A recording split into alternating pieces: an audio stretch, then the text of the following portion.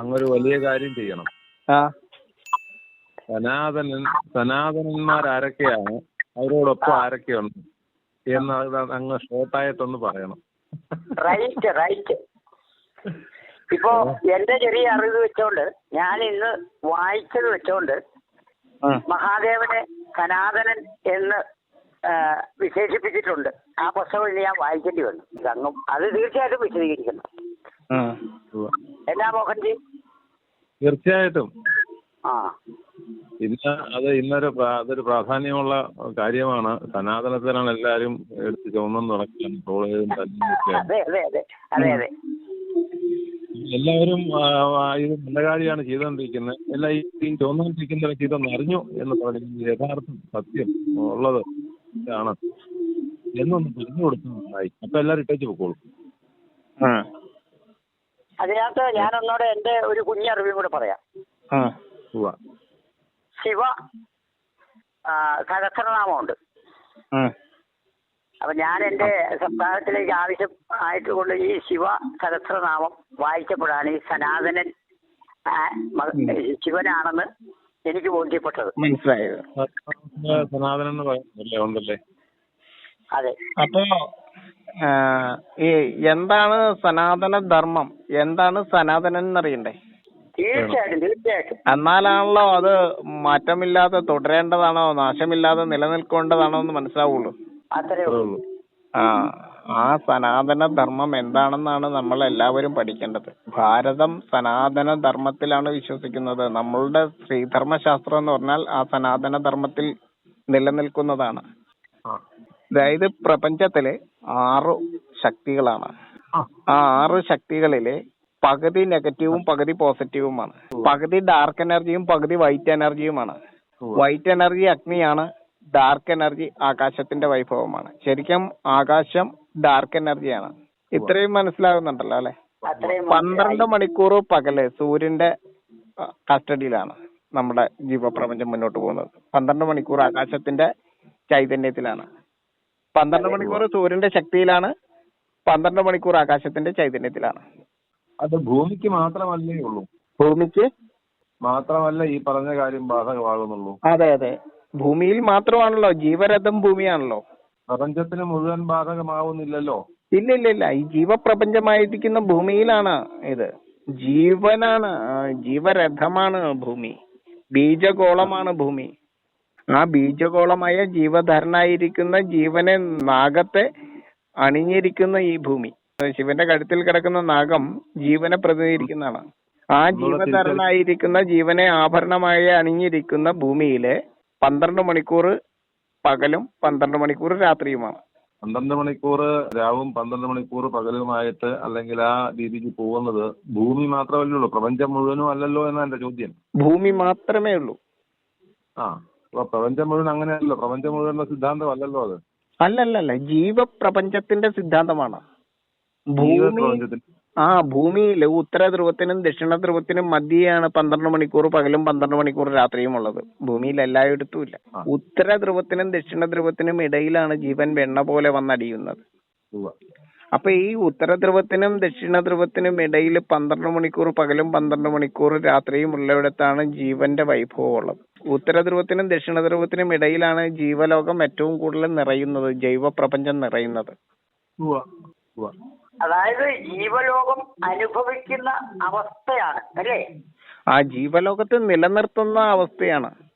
അതാണ് ദൈവിക അവസ്ഥ എന്ന് പറയുന്നത്. ദിവം എന്ന് പറയുന്നത്, ദിവസ കാരണം എന്ന് പറയുന്നത്, ദിവസ കാരണമായിരിക്കുന്ന ജീവനെ ജനിപ്പിക്കുന്ന ജൈവം എന്ന് പറയുന്ന അവസ്ഥ, അത് തന്നെയാണ് ദൈവം എന്ന് പറയുന്ന അവസ്ഥ. അപ്പൊ പറഞ്ഞോട്ടെ, ഞാൻ പറയാം. മിൽക്കി വേ ഗാലക്സിയുടെ അപ്പുറത്തും നിരവധിയായിട്ടുള്ള ഗാലക്സികൾ ഉണ്ടാവാം. സൗരയുധങ്ങൾ പ്രദക്ഷിണം ചെയ്യുന്നത് ഒരു ബ്ലാക്ക് ഹോളിനെയാണ്. അപ്പൊ ഇതുപോലത്തെ ഒരുപാട് ഗാലക്സികൾ ഉണ്ടാവാം. പക്ഷെ ഭൂമിയെ സംബന്ധിച്ചിടത്തോളം ഭൂമിയിലെ വൈറ്റ് എനർജിയും ഡാർക്ക് എനർജിയും ഒരുപോലെ സ്വാധീനമുള്ളത് കൊണ്ടാണ് നമുക്ക് ഇവിടെ ജീവൻ ജനിക്കുന്ന വസ്തുതയാകുന്നത്. അപ്പോൾ 12 മണിക്കൂർ രാത്രിയും 12 മണിക്കൂർ പകലും വൈറ്റ് എനർജിയും ഡാർക്ക് എനർജിയും ഒരുപോലെ സന്തുലിതമായിട്ട് 2 ധ്രുവശക്തികളായി രഞ്ജിച്ച് രജോഗുണത്താൽ ജനിക്കുന്നതാണ് ജീവൻ. ഇപ്പൊ ഒരു ദിവസം നമ്മളുടെ ഉദയം മുതൽ സസ്യലോകത്തിനാണ് ശക്തി, വിഷ്ണുവിനാണ് ശക്തി, വൈഷ്ണവ ലോകത്തിനാണ് ശക്തി 4 മണിക്കൂർ. ഉവ്വ. അത് കഴിഞ്ഞാൽ ഉച്ചയ്ക്ക് 4 മണിക്കൂർ അഗ്നിക്കാണ് ശക്തി. അസ്തമയത്തിന് മുമ്പുള്ള 4 മണിക്കൂർ മണ്ണിനാണ് ശക്തി, ശിവനാണ് ശക്തി. അപ്പൊ ഉച്ചയ്ക്ക് ബ്രഹ്മശക്തിയാണ്, വൈകുന്നേരം അസ്തമയത്തിന് മുമ്പുള്ളത് ശൈവശക്തിയാണ്. ഇപ്പൊ രാവിലെ സത്വഗുണമാണ്, ഉച്ചയ്ക്ക് രജോ ഗുണമാണ്, വൈകുന്നേരം തമോ ഗുണമാണ്. ഉവ്വ. അസ്തമയത്തിന് ശേഷം 4 മണിക്കൂർ ജലത്തിനാണ് ശക്തി, പാർവതിക്കാണ് ശക്തി. പാർവതി ജലമാകുന്നു, പർവ്വതത്താൽ വന്നെത്തുന്ന ജലത്തിനാണ് ശക്തി. അർദ്ധരാത്രിയിൽ അസ്തമയത്തിന് ശേഷം എന്ന് പറഞ്ഞാൽ രാത്രിയിൽ ഉള്ള ഭാഗങ്ങളാണ് ഇപ്പൊ പറയുന്നത് അല്ലേ? അതെ അതെ അതെ, തീർച്ചയായിട്ടും. അപ്പൊ പകല് 3 പുരുഷഭാവങ്ങളാണ്, രാത്രിയിൽ ആദ്യം തുടങ്ങുന്നത് പാർവതിയുടെ ഭാവമാണ്. താമസി എന്ന് പറയുന്ന ഗുണത്തോട് കൂടിയിട്ടാണ് പാർവതി. അപ്പൊ ജലത്തിന്റെ ചൈതന്യമാണ് അവിടെ. അപ്പൊ അത് കഴിഞ്ഞിട്ട് അർദ്ധരാത്രിയിലെ 4 മണിക്കൂർ സരസ്വതി ആകാശത്തിനാണ് വൈഭവം. ആ ആകാശത്തിന്റെ ചൈതന്യത്തിൽ ആ ഡാർക്ക് എനർജിക്കാണ് പ്രാധാന്യം. മനസ്സിലായോ? അപ്പൊ അത് രാജസി എന്ന് പറയുന്ന ഗുണമാണ് രാത്രിയിലെത്തും. സരസ്വതിയുടെ ഗുണമാണ്, ഈ ആകാശത്തിന്റെ ഗുണമാണ്, ചൈതന്യമാണ്. അതിനുശേഷം ഉദയത്തിന് മുമ്പുള്ള 4 മണിക്കൂർ ലക്ഷ്മി ലോകമാണ്, ജന്തുലോകത്തിന്റെ സമയമാണ്. ജന്തുലോകം ഉണർന്നിരിക്കുന്ന, അവരുടെ മൈഥുനങ്ങൾ നടക്കുന്ന, അവര് ജീവലോകത്തെ, സസ്യലോകത്തെ ഉണർത്തുന്ന സമയമാണ് ആ സമയം. അതായത് ഉദയത്തിന് മുമ്പുള്ള 4 മണിക്കൂർ. സാത്വികി എന്ന് പറയുന്ന ഗുണമാണ്. സാത്വികം എന്ന് പറയുന്നത് സസ്യലോകത്തിന്റെ ഗുണമാണെങ്കിൽ അത് അനുഭവിക്കുന്ന ഗുണമാണ് സാത്വികി. രാത്രിയില് 3 സ്ത്രീ ചൈതന്യങ്ങളാണ്, പാർവതി, സരസ്വതി, ലക്ഷ്മി. ജലം, ആകാശം, ജന്തുലോകം. പകല് സസ്യലോകം, അഗ്നി, മണ്ണ്. രാവിലെ സത്വഗുണം, ഉച്ചയ്ക്ക് രജോ ഗുണം, വൈകുന്നേരം തമോ ഗുണം. അസ്തമയത്തിന് ശേഷം രാത്രിയില് ആദ്യം താമസി എന്ന് പറയുന്ന ഗുണം, പിന്നെ രാജസി എന്ന് പറയുന്ന ഗുണം, പിന്നെ ഉദയത്തിന് മുമ്പുള്ള ആ രാത്രിയുടെ ഭാഗത്ത് സാത്വികി എന്ന് പറയുന്ന ഗുണം. അപ്പൊ ഉദയത്തിന് മുമ്പുള്ള സാത്വികി എന്ന് പറയുന്ന ഗുണവും സസ്യലോകത്തിന്റെ ഉദയം കഴിഞ്ഞുള്ള സാത്വികം എന്ന് പറയുന്ന ഗുണവും ചേരുമ്പോഴാണ് സത്വഗുണം ഉണ്ടാകുന്നത്. ന്യൂട്രോണിന്റെ, വായുവിന് ഉണ്ടാകുന്ന ഗുണമാണ് സത്വഗുണം. ജന്തുലോകവും സസ്യലോകവും ചേരുമ്പോൾ അവിടെ അനുഭവിക്കുന്ന വായുവിന്റെ ഗുണമാണ്, വായുവിൽ ഉദിക്കുന്ന ഗുണമാണ് സത്വഗുണം. സത്വഗുണ കാരണൻ സ്ഥിതിപാലകനായിരിക്കുന്ന ഈ ഹരിതലോകമാണ്, ഈ വിഷ്ണുവാണ്. പിടികിട്ടിയോ? അതാണ് സനാതനൻ. ഇപ്പൊ പറഞ്ഞ അവിടം വരെ പിടികിട്ടി. സനാതനത്തിലോട്ട് ബന്ധിപ്പിച്ചാ മതി. അപ്പൊ അതിനകത്ത് ആദ്യത്തെ സനാതനൻ വിഷ്ണുവാകുന്നു, നരനാകുന്നു, നാരായണനാകുന്നു. Okay okay. അപ്പോ രണ്ടാമത്തത് ബ്രഹ്മശക്തിയും നേരെ ഓപ്പോസിറ്റുള്ള ധ്രുവശക്തിയായിരിക്കുന്ന ആകാശവും തമ്മിൽ ചേരുമ്പോൾ 2 ധ്രുവശക്തികളുടെ രഞ്ജിത രജോ ഗുണത്താൽ ജനിക്കുന്നതാണ് ബ്രഹ്മശക്തി. അത് വൈഷ്ണവ ശക്തിയുടെ പൊക്കിൽക്കൊടിയിൽ നിന്നും ജനിക്കുന്നതാകയാൽ അതും സനാതനനാണ്. അതിന് വൈഷ്ണവ ശക്തിയുടെ പൊക്കിൽക്കൊടിയിൽ നിന്ന് ബ്രഹ്മശക്തി ജനിക്കുന്നത്. ഒരു ഡാർക്ക് എനർജിയും വൈറ്റ് എനർജിയും ചേരുമ്പോഴാണ് ബ്രഹ്മശക്തി ജനിക്കുന്നത്. രക്തം ഡാർക്ക് എനർജിയാണ്, ശുക്ലം വൈറ്റ് എനർജിയാണ്. അതെ അതെ. സസ്യലോകം വൈറ്റ് എനർജിയിൽ ജീവിക്കുന്നതാണ്, ജന്തുലോകം ഡാർക്ക് എനർജിയിൽ ജീവിക്കുന്നതാണ്. മനസ്സിലായോ? സസ്യലോകത്തിന് വെയിൽ വേണം, അഗ്നിയുടെ സാമീപ്യം വേണമെങ്കിൽ ജന്തുലോകത്തിന് അതിന് തണല് വേണം, ആകാശത്തിന്റെ രഞ്ജിത രജോ ഗുണവും കൂടി വേണം. മനസ്സിലായോ? അങ്ങനെ വരുമ്പോഴാണ് ജന്തുലോകത്തിന് അമാവാസി പൂജകളും സസ്യലോകത്തിന് പൗർണമി പൂജകളും വരുന്നത്. ചന്ദ്രൻ 2 പക്ഷത്തിനും വേണ്ടിയിട്ട് 2 പക്ഷമുള്ളതായിട്ട് നിൽക്കുന്നു. വെളുത്ത പക്ഷവും കറുത്ത പക്ഷവും ഉണ്ട്. വെളുത്ത പക്ഷം പുരുഷഭാവമാണ്, സസ്യലോകത്തിന് വേണ്ടിയിട്ടുള്ളതാണ്. കറുത്ത പക്ഷം ജന്തുലോകത്തിന് വേണ്ടിയിട്ടുള്ളതാണ്. അപ്പൊ ഈ രഞ്ജിത രജോ ഗുണത്താലാണ് ബ്രഹ്മശക്തി സനാതനൻ ജനിക്കുന്നത്. രാജസം എന്ന് പറയുന്ന ഗുണത്തെ ജനിപ്പിക്കുന്നത് സത്വഗുണമാണ്. സത്വഗുണ കാരണൻ വിഷ്ണുവാണ്, വൃക്ഷലോകമാണ്. അതിനെ ലക്ഷീകരിപ്പിക്കുന്ന ലക്ഷ്മിയും കൂടി ചേരുമ്പോഴാണ് ആ സത്വഗുണം ഉണ്ടാവുന്നത്. അപ്പോ ഇതിനെയെല്ലാം ജനിപ്പിക്കുന്നതിന് കാരണമായിരിക്കുന്ന ദേശം അത് സനാതനന്റേതാണ്. ആ സനാതനൻ ശിവനാകുന്നു. സദാനന്ദ നടനമാടുന്ന ശിവൻ തന്നെയാണ് ഏറ്റവും വലിയ സനാതനൻ. ആ സനാതനനെ ഉള്ള ഗുണം എന്ന് പറയുന്നത് താമസം എന്ന് പറയുന്ന ഗുണമാണ്. അതിൽ താമസിയായിരിക്കുന്നത് പാർവതിയാണ്. ആ താമസ ഗുണമാണ്, ആ തമോ ഗുണമാണ്, പ്രകാശത്തെയും മറച്ച് ഇരുളിനെ സൃഷ്ടിക്കുവാനുള്ള ശിവന്റെ ഗുണമാണ് തമസിനെ മാറ്റി പ്രകാശത്തെ നീക്കി തമസിനെയും മേക്കുന്ന ആ വൈഭവമാണ്, ആ ആനന്ദ നടനമാടുന്ന സദാനന്ദനായിരിക്കുന്ന ആ ഭൂമിയുടെ വൈഭവം തന്നെയാണ് ഈ സസ്യലോകത്തെയും ജന്തുലോകത്തെയും സൃഷ്ടിക്കുന്നത്. അപ്പൊ ഈ ത്രിഗുണ വൈഭവത്താലാണ് പ്രപഞ്ചം സഞ്ചരിക്കുന്നത്. ത്രിഗുണ വൈഭവമാണ് രജോ സത്വ തമോ ഗുണം. കേൾക്കുന്നുണ്ടോ? അപ്പോ രജോ സത്വ തമോ ഗുണങ്ങള് ഈ സനാതന ധർമ്മ വ്യവസ്ഥയിലൂടെ ജനിക്കുന്നതാകുന്നു. സനാതന ധർമ്മത്തിന്റെ കാവൽക്കാര് ത്രിമൂർത്തി സങ്കല്പമാണ്. അവരുടെ വാമഭാഗവും ചേരുന്നതാണ് സനാതനം. ആ ഷൺമുഖഭാവത്തെ വിരിയിക്കുന്ന ദേവതാഭാവങ്ങളെയാണ് സനാതനൻ എന്ന് പറയുന്നത്. അതുകൊണ്ടാണ് നാശം നിൽക്കുന്നത് അല്ലേ? അതുകൊണ്ടാണ് സനാതനമായിട്ട് നിൽക്കുന്നത്. ലക്ഷീകരിപ്പിക്കുന്നതാരോ അവൾ ലക്ഷ്മി. ആ ലക്ഷ്മിയുടെ ആ ജന്തുലോകത്തിന്റെ ലക്ഷീകരിപ്പിക്കലാണ് സസ്യലോകത്തിന്റെ വിഘ്നങ്ങളെ കുത്തിയകറ്റുന്ന ഈ ലക്ഷ്മി ലോകം, ജന്തുലോകം, മാതൃലോകം തന്നെയാണ് മൃതദേഹമാകാതെ മൃത്യുവിന്റെ ദേശത്തെ മാതൃദേശമാക്കുന്ന വൈഭവത്തെയാണ് നമ്മൾ സനാതന ധർമ്മത്തിൽ ഏറ്റവും ആദ്യമായിട്ട് പരിഗണിക്കേണ്ടത്.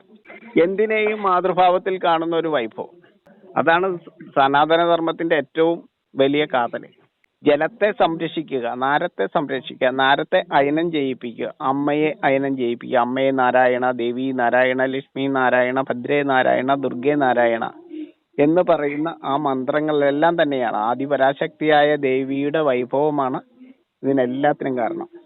ഈ സ്പേസിലാണ് മറ്റെല്ലാ ഭൂതങ്ങളും നിറഞ്ഞു നിൽക്കുന്നത്. സനാതനൻ ആനന്ദ നടനമാടുന്നത് ആദിപരാശക്തിയുടെ മടിത്തട്ടിലാണ്, ഈ സ്പേസിലാണ്. അപ്പൊ ആദിപരാശക്തിയെ പോലും ശ്രീഭാവത്തിൽ കാണുന്ന, മാതൃലോകത്തെ സൃഷ്ടിക്കുന്ന, മൃത്യുവിനെ അതിജീവിക്കുന്ന ആ വൈഭവത്തെ തന്നെയാണ്, ആ വൈഭവത്തിന് വേണ്ടിയിട്ട് തന്നെയാണ് സനാതന ധർമ്മം എന്ന് പറയുന്നത്.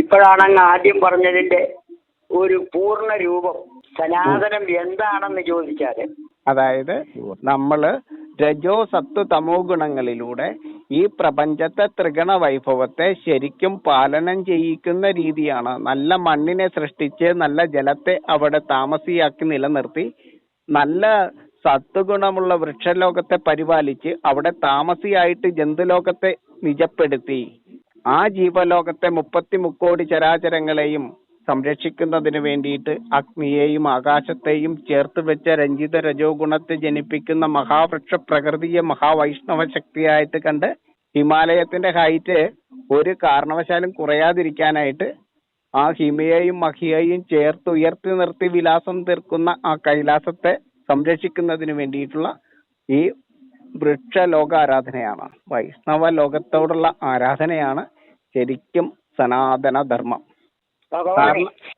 കാരണം സത്വഗുണം വിഷ്ണുവിൻ്റെതാകുന്നു. ആ സത്വഗുണത്തിന്റെ പൊക്കിൽക്കൊടിയിൽ നിന്ന് മാത്രമാണ് ബ്രഹ്മശക്തി ജനിക്കുകയുള്ളൂ, ജന്തുലോകം ജനിക്കുകയുള്ളൂ. ആ ജന്തുലോകത്തെ ജനിപ്പിക്കണമെങ്കിൽ ഈ മഹാവൃക്ഷ പ്രകൃതിയുടെ സ്വത്വം നഷ്ടപ്പെട്ടു പോകാതെ നമുക്ക് പരിപാലിക്കേണ്ടതുണ്ട്, സംരക്ഷിക്കേണ്ടതുണ്ട്. അത് തന്നെയാണ് സനാതന ധർമ്മം. ഒന്നും പറയാനില്ല. ഇത് കേട്ടിട്ട് എന്താ അഭിപ്രായം? കേട്ടിട്ട് ഇത് വളരെ അടിയന്തിരമായിട്ട് ആളുകളിലെത്തിക്കണമല്ലോ. അടിയന്തിരമായിട്ട് അങ്ങനെ ആളുകളിൽ എത്തിക്കാൻ അത് ചെയ്യണം. നമ്മുടെ ആളുകൾക്ക് ഇതല്ല ആവശ്യം. വളരെയധികം വിവാദങ്ങൾ സൃഷ്ടിച്ചിട്ടുള്ള ഈ സനാതന ധർമ്മത്തിന്റെ വിശദീകരണം അങ്ങ് പറഞ്ഞത് കേൾക്കാൻ ആഗ്രഹമുള്ളൊരു വലിയ വിഭാഗം,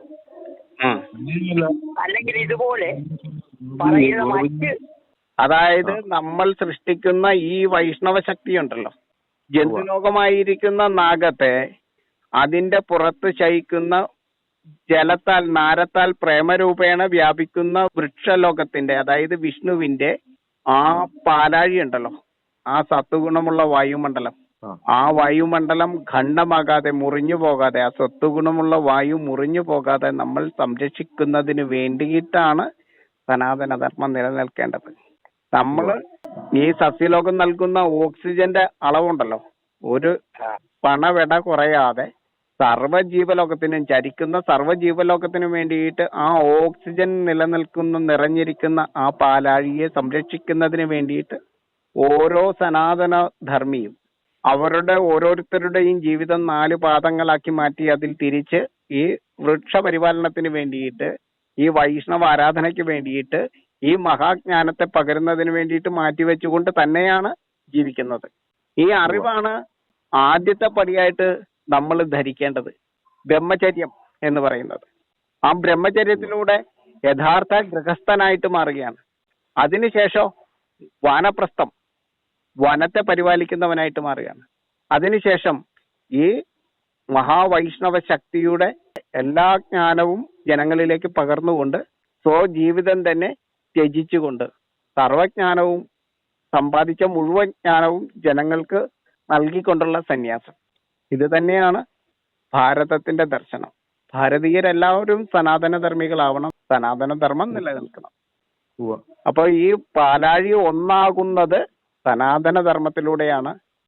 ഭാരതത്തില് സനാതനധർമ്മം എന്ന് നിന്നാലും സപ്തസാഗരങ്ങൾ ഒന്നാകും, പാലാഴി ഖണ്ഡമാകും. പാലാഴി മുറിയാതിരിക്കാൻ, ഖണ്ഡമാകാതിരിക്കാൻ, അഖണ്ഡമായി നിലനിൽക്കാൻ ഭാരതം അഖണ്ഡമായി നിലനിൽക്കേണ്ടതുണ്ട്. ഭാരതം എപ്പോൾ ഖണ്ഡമായോ ശിഥിലമായോ ഭാരതത്തിന്റെ വൈഷ്ണവാരാധനാ സമ്പ്രദായം സനാതനധർമ്മം എന്ന് നിൽക്കുന്നുവോ അന്ന് സപ്തസാഗരങ്ങൾ ഒന്നാകും. വായുമണ്ഡലം, പാലാഴി, ഈ വൈഷ്ണവ ലോകത്തിന്റെ ആ അമൃതവായുക്കളെ പൊഴിക്കുന്ന പാലാഴി ഖണ്ഡമാകും, സമുദ്രം ഏകമാകും. ഇതാണ് ഇതിന്റെ വസ്തു. ഇതിനാവശ്യക്കാരില്ല, നമ്മുടെ ആവശ്യമാണ് ഇത്.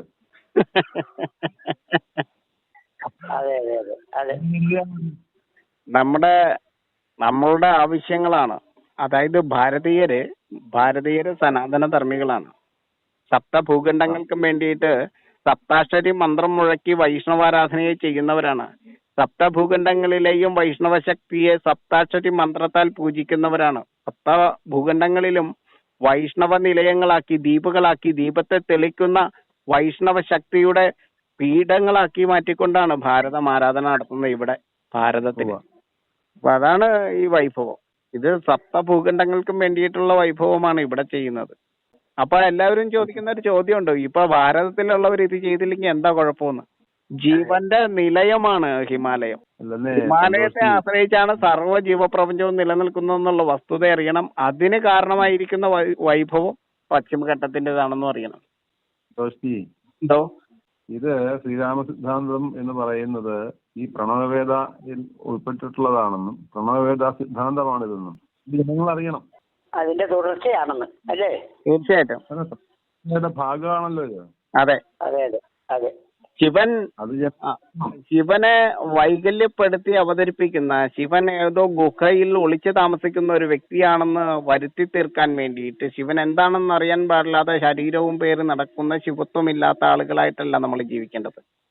ഈ മണ്ണ് തന്നെയാണ് ശിവൻ. നമ്മുടെ ദേഹം ആ ശൈവശക്തിയുടെ നിലയമാണ്. ജൈവ നിലയമായിരിക്കുന്ന നമ്മുടെ ശരീരം ശൈവശക്തിയാലാകുന്നു എന്ന് മനസ്സിലാക്കാനുള്ള ശേഷിയാണ് നമുക്ക് ഉണ്ടാവേണ്ടത്. പ്രണവവേദയുടെ പഠനത്തിലൂടെ അത് മനസ്സിലാവും.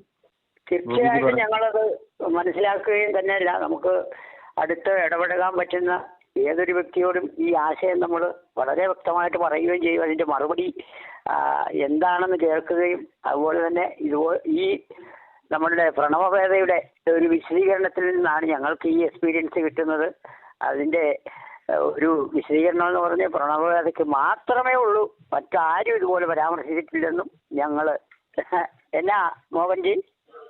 തീർച്ചയായിട്ടും പ്രണവവേദ എന്നത് ഈ സനാതനന്മാരാരാണ്, സനാതനം എന്താണ്, ത്രിമൂർത്തികളും അവരുടെ വാമഭാഗവും ചേർന്നതാണ് സനാതനം. അതെ. ഈ ജീവരാശിയിൽ ലയിച്ചിരിക്കുന്ന സനാതനത്തെ കുറിച്ച് വളരെ വിശദമായിട്ട് ജനങ്ങൾക്ക് മനസ്സിലാകുന്ന ഭാഷയിൽ സന്തോഷി എന്ന് പറഞ്ഞു. അത് അറിയേണ്ടവരും അറിവുള്ളവരും ശരിയാണെന്നുള്ള അർത്ഥമുള്ളവര് മുഴുവൻ ആളുകളും ഇത് എല്ലാ ജനങ്ങളിലേക്കും എത്തിച്ചാല് അത് എല്ലാവരും സനാതനന്മാരായി മാറും. അതെ, തീർച്ചയായിട്ടും. ഈ സനാതനത്തിന്റെ തർക്കം തീരാനായിട്ട്. അതെ, സനാതനി എന്ന് പറഞ്ഞാൽ പാർവതിയാണ്, അത് ജലമാണ്, ആകാശമാണ്, അത് ഡാർക്ക് എനർജിയുടെ വൈഭവമാണ്, ജന്തുലോകമാണ്, അത് ലക്ഷ്മി ലോകമാണ്. ആ നിറമില്ലാത്ത ജലത്തിന്റെ പൂർണ്ണതയിൽ നിന്നും ജനിക്കുന്നതാണ് വർണ്ണമുള്ള ആ നമ്മുടെ സ്വരത്തെ ജനിപ്പിക്കുന്ന ഈ ലക്ഷ്മി ലോകം. നമ്മളെ ലക്ഷ്യീകരിപ്പിക്കുന്ന ജ്ഞാനമുള്ള മാതൃലോകങ്ങളായിട്ട് നമ്മുടെ അമ്മമാര് മാറണം. അറിവിന് പ്രാധാന്യം നൽകുന്ന ഒരു തലമുറയെ വാർത്തെടുക്കുവാൻ അമ്മമാരുടെ ജ്ഞാനത്തിൽ നിന്നും ഉയർകൊണ്ട മക്കളെ സൃഷ്ടിക്കുവാനായിട്ടും നമുക്ക് കഴിയണം. അമ്മമാരാണ് ശരിക്കും ജ്ഞാനത്തെ പകർന്നു കൊടുക്കേണ്ട മക്കൾക്ക്. വളരെ നന്ദി സന്തോഷ്. ഇന്ന് ഞാനും ഗോപിജിയും അങ്ങയുടെ ഈ ക്ലാസ്സില്, പ്രണവവേദയുടെ ക്ലാസ്സില് ഇന്ന് വളരെയധികം സന്തോഷമുള്ള. ഞാൻ ഈ സമയത്തെ ഓർക്കുന്ന ഒരു വലിയ കാര്യം, ഭാഗവതത്തിൽ നിന്ന് കേട്ട ഒരു ഭാഗവും കൂടെ ഓർമ്മിപ്പിച്ചാൽ ഇതിന് കുറച്ചുകൂടി അടിസ്ഥാനപരമായിട്ടുള്ള തെളിവാണെന്ന് ഞാൻ പറയാം. അന്നന്ന് മറഞ്ഞൊളിക്കുന്ന വേദത്തെ വെളിച്ചത്ത് കൊണ്ടുവരുവാൻ നവങ്ങളായിട്ടുള്ള ആചാര്യന്മാർ ഉത്ഭവിക്കും എന്ന് ഭാഗവതം വളരെ വ്യക്തമായിട്ട് പറഞ്ഞിരിക്കുന്നു. അപ്പൊ ഞാനിത് കേട്ടതിന്റെ അടിസ്ഥാനത്തില് ഒരുപക്ഷെ വേദം പുതിയതായിട്ട് മറഞ്ഞൊളിക്കുന്ന വേദത്തെ കൊണ്ടുവരാൻ അങ്ങേപ്പോലുള്ള ഒരു അവതാരം തീർച്ചയായിട്ടും ഈ ലോകത്തിന് ഗുണകരമാകും, അറിവിന്റെ ഏറ്റവും വലിയ കേദാരമായിട്ട് മാറട്ടെ എന്ന് ഈ ഉള്ളവർ ആഗ്രഹിക്കുകയാണ്. ഞാനും ആ ഒപ്പം തന്നെ അത് തന്നെയാണ് പ്രാർത്ഥന. തീർച്ചയായിട്ടും ഭഗവാനെ